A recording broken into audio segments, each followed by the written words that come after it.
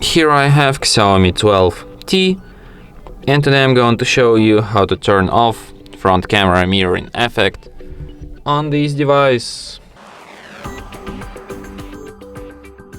So to do this, firstly you have to open camera, then switch to the front camera.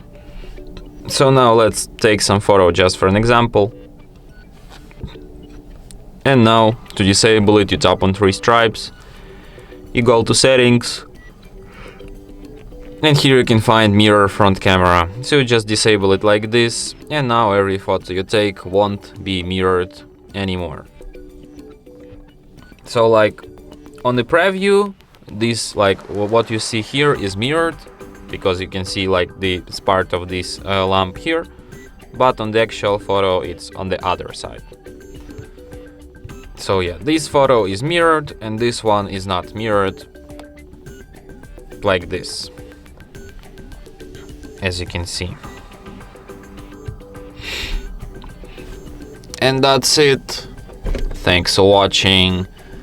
If you find this tutorial useful, don't forget to hit that like button and subscribe to our channel.